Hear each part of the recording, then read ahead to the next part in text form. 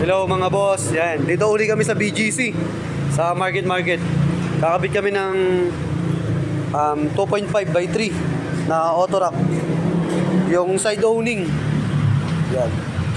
Bali ang napili ni boss yung soft case. Ito. Ayan, soft case lang siya. Yung rubberized yung pinakatakip. Yung hard case kasi aluminum. Yan. So nakakabit na yung bracket dito.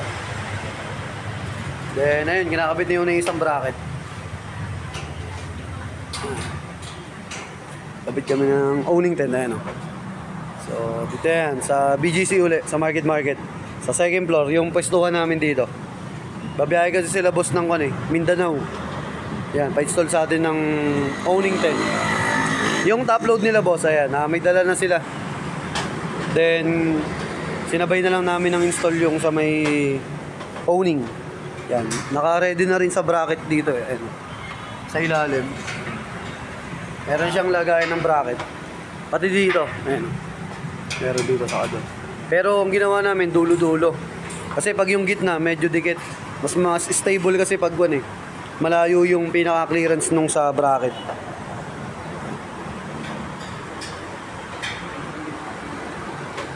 Higpit na lang si Une.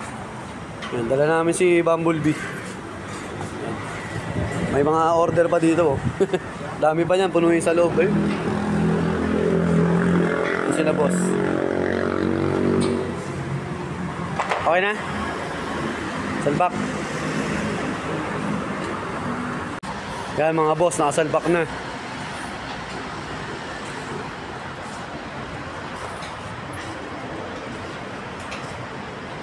Yung ban ni bossing. Hi Ace.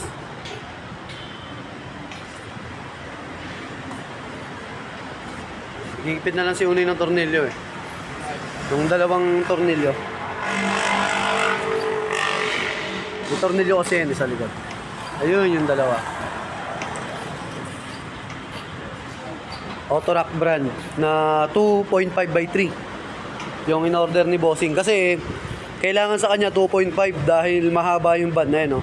Pag tingnan nyo, halos dito sa harapan. Lampas siya sa harap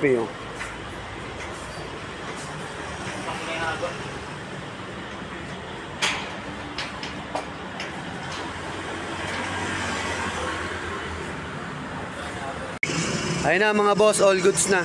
Tapos kanina pala, binuksan namin to. Tinignan ni boss yung loob. All goods naman na kay bossing. Ayan si bossing. Ayan, auto rack. So thank you kay boss. Ayan, may next client pa kami. Deliver pa kami ng Alabang sa MCX. So thank you kay bossing. Ayan.